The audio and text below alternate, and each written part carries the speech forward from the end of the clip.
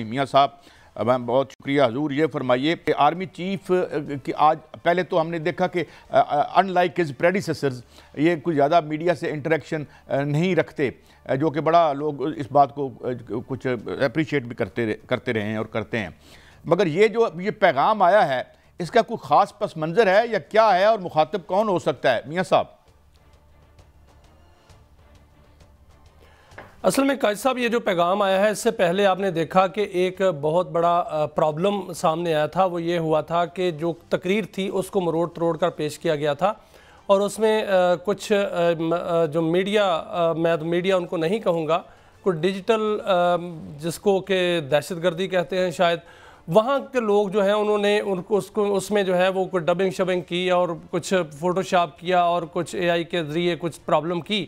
تو اس پر کل جو ہے وہ باقاعدہ ایک ویڈیو جو ہے وہ سامنے آئی جو کہ آرمی چیف نے طلباء طالبات سے خطاب کیا تھا، اور اس میں انہوں نے باتیں کی طلباء طالبات سے. انہوں نے اپنے دل کو کھول کے رکھا. انہوں نے آرمی کا وہاں پر جو ہے وہ پہلے تو ایک امیج بتایا کہ آرمی کیا ہوتی کیا ہے، اور جو سپاہی ہوتا ہے وہ نہیں دیکھتا کہ کوئی کون میرے ساتھ جو ہے وہ کوئی سندھی بیٹھا ہے، بلوچی بیٹھا ہے یا پنجابی بیٹھا ہے. وہ ایک سپاہی ہوتا ہے اور فوجی ہوتا ہے، اور وہ فوجی سمجھ کے ہی آپس میں جو ہے وہ رہتے بھی ہیں اور لڑتے بھی ہیں دشمن سے. انہوں نے جو مخاطب اچھا میاں صاحب، میں تھوڑا سا آپ سے اجازت چاہوں گا، کیونکہ ہمیں ہمارے انتہائی معزز مہمان اور دوست اینکر جناب منیب فاروق صاحب نے جوائن کیا ہے. بہت شکریہ منیب فاروق صاحب آپ کے قیمتی وقت کے لیے.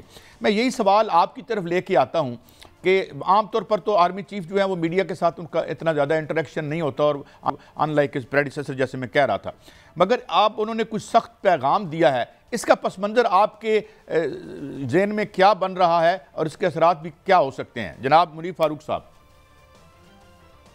بہت شکریہ قائد صاحب آپ کا. وہ جس فنکشن کے اندر وہاں سے آرمی چیف کا گزر ہو رہا تھا، ٹرکش پریزیڈنٹ کے آنر میں وہ دہرانا تھا. چند مصروفیات کی وجہ سے میں اسلام آباد نہیں اس دن ٹریول کر سکا، لیکن وہاں پر جو جرنلسٹ موجود تھے ان سے جب آرمی چیف وہاں سے گزر رہے تھے تو کسی جرنلسٹ نے ان سے سوال کر لیا، سے بات انہیں ایڈریس کر کے کہ سر آپ یہ بتائیے اس طرح. تو وہ فار فیو سیکنڈز وہاں پر وہ آئی وڈ سے منٹ اور سو وہ کھڑے ہوئے. کوئی پلانڈ انٹریکشن نہیں تھا یہ. اور جو جرنلسٹ وہاں موجود تھے ان سے جو گفتگو ان کی ہوئی وہ بات بڑی ٹھیک ہے. انہوں نے جو رپورٹ ہوا پھر ایک لفظ کا اضافہ بھی ہے، اب واللہ عالم وہ انہوں نے فرمایا نہیں، لیکن انہوں نے کہا یہ خط وغیرہ یہ تو ایک گیمکس ہیں. انہوں نے کہا خط مجھے تو کوئی ملا نہیں ہے، اگر کوئی خط آیا بھی تو وزیر اعظم کو پاکستان کو بھیج دوں. بات بڑی کلیئر ہے کہ وہ اس وقت جو قائد صاحب پالیسی ہے پاکستان کی اسٹیبلشمنٹ کی، وہ اگر میں زیادہ کھول دوں آپ کے سامنے تو وہ یہ ہے کہ جی پروجیکٹ عمران بنایا پاکستان کی اسٹیبلشمنٹ نے تھا، لیکن وہ آج ریالٹی تو ضرور ہے. اور جو باتیں عمران خان صاحب کر گزرے ہیں وہ اتنی آگے جا چکی ہیں حدود کے حوالے سے کہ شاید وہ معاملات میں بہتری اس وقت فوری طور پر ممکن نہیں ہے. لیکن میں ابھی بھی پر امید ہوں کہ شاید ان کی رہائی سے متعلق تو کوئی سپیس نکل سکتی ہے اگلے 2 4 5 مہینوں میں، لیکن سیاست میں واپسی مجھے لگتا ہے اس میں ابھی لمبا اثر لگے گا عمران خان صاحب. لیکن میں ایک اور اینگل سے آپ سے سوال پوچھتا ہوں، پھر میاں صاحب آپ لیکن منیب بھائی آپ نے جو بات کی ہے یہ بڑی زبردست بات کی ہے، بڑی خبر ہے اس میں کہ سیاست میں واپسی جو ہے ممکن نظر نہیں آ رہی. لیکن تحریک انصاف جو بحثیت جماعت ہے اس میں اتنی تقسیم ہو چکی ہے اور وہ اتنی بڑھ چکی ہے آپس میں کہ ایک دوسرے پہ الزامات نہیں، تھپڑ تک جو ہیں وہ اب رسید کیے جا رہے ہیں. اور دوسری جانب سے یہ بھی خبر آ رہی ہے کہ جو بانی پی ٹی آئی ہیں وہ اتنے مایوس ہو چکے ہیں کہ انہوں نے کور کمیٹی ختم کرنے کا فیصلہ کر لیا ہے اور بہت سی تبدیلیاں کرنے کا فیصلہ کر لیا ہے. آپ کیا دیکھتے ہیں کہ کیا عمران خان کی پارٹی تحریک انصاف ٹوٹ رہی ہے؟ دیکھیے میں یہ تو سخت کمنٹ ہوگا میاں صاحب کہ اگر میں یہ کہوں کہ جماعت ٹوٹ رہی ہے. جماعت تو مضبوط ہے اور موجود رہی ہے اب تک. ہاں ذہن میں رکھیے گا کہ پاکستان تحریک انصاف میں دھڑے بندی ضرور ہے اور انٹرسٹ گروپس بھی ہیں، لیکن جو چیزیں اس وقت موجود ہیں اگر آپ یہ دیکھیں عمران خان صاحب ایک نامور کھلاڑی ہیں، از اے لیجنڈ، لیکن ذہن میں رکھیں اگر کوئی کرکٹ کا کپتان بھی بار بار اپنی فیلڈ پلیسنگ چینج کر رہا ہو، اپنے کھلاڑی تبدیل کر رہا ہو، کبھی ایک طرف کو اس کو یہ دے دو، اس سے وہ لے لو، اس سے فلانا چیز لے لو، اس کا مطلب ہے کہ رزلٹ نہیں مل رہا. اس کا مطلب ہے کہ آپ جیت نہیں رہے، آپ ہار رہے ہیں. اس کا مطلب یہ ہے کہ جو آپ کا بیانیہ تھا اس کا اثر نہیں ہو رہا. میں بار بار میں نے آپ کے پروگرام میں بھی ہمیشہ عرض کیا، قاضی صاحب کے سامنے اور آپ کے سامنے بھی، کہ سیاست میں لیوریج کی بڑی اہمیت ہوتی ہے. آپ کے پاس لیوریج ہے، لیوریج کچھ بھی ہو سکتی ہے. ایک موقع ہو سکتا ہے، آپ ایز اے لون اور جو ایک ولف کے طور پر بھی اپیئر ہو سکتے ہیں، آپ ایک ایز این آپشن بھی اپیئر ہو سکتے ہیں مقتدرہ کے سامنے کہ بھئی ہمارے پاس کوئی آپشن ہی نہیں ہے، انہی کو لے کر آنا ہے، انہی سے بات کرنی پڑے گی اور راستہ نکالنا پڑے گا. تو جہاں یہ مسائل موجود ہوں وہاں پر بہتری اتنی آسانی سے نہیں ہو سکتی. یہی چیز ہمارے سامنے موجود ہے اور یہ اس وقت ریفلیکٹ کر رہی ہے ہر جگہ کہ تحریک انصاف کے پاس وہ لیوریج نہیں آ رہا جس کی بیسس پر وہ اپنے ٹرمز ڈکٹیٹ کرا سکیں اسٹیبلشمنٹ کے ساتھ.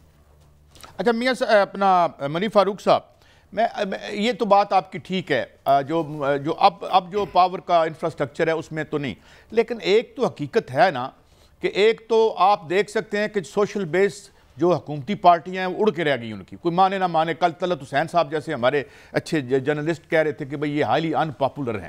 تو یہ بھی تو ایک ایکس فیکٹر تو ہے یہاں پر.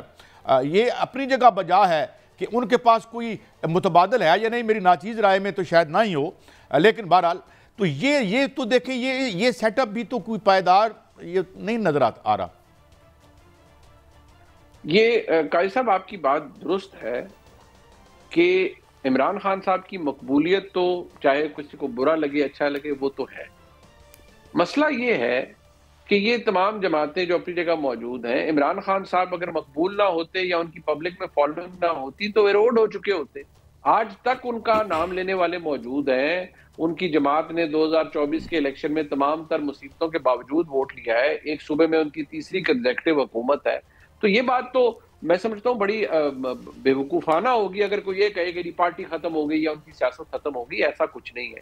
ہاں مسائل ان کو بہت ہیں، خود ان کی اقتدار میں واپسی کوسچنیبل ہے، ان کی جماعت کی جو مرکزی سطح پر مسائل ہیں وہ اپنی جگہ موجود ہیں. مسئلہ یہ ہے کہ کیا یہ فیکٹر اسٹیبلشمنٹ کو بادر کرتا ہے؟ اسٹیبلشمنٹ سے میرے جیسا عام آدمی، میں صحافی ہوں، میرا یا آپ کی یا میاں صاحب کی کامیابی یہ ہے کہ اگر ہم ایکسیس ہمیں ملتی رہے اور ہم سوال کرنے کے قابل رہیں اور ہم ہر جگہ سوال کر سکیں، انفارمیشن مل سکے. میں ایک عام آدمی ہوں، عام سا صحافی ہوں. میری کوشش ہوتی ہے کہ میں آپ تک خبر لاؤں یا اپنے ناظرین تک. خبر یہ ہے کہ پاکستان کی اسٹیبلشمنٹ کو اس سے بادر نہیں ہوتی کہ کون پاپولر ہے، بلکہ ان کا یہ کہنا ہے کہ کون پاپولر ہے کون ان پاپولر ہے اس کا فکر سیاسی جماعتوں کو ہے، ہمارے ساتھ اس کا کوئی تعلق نہیں. ان کے نزدیک اس وقت جو یہ نظام ہے یہ ڈیلیور کر رہا ہے.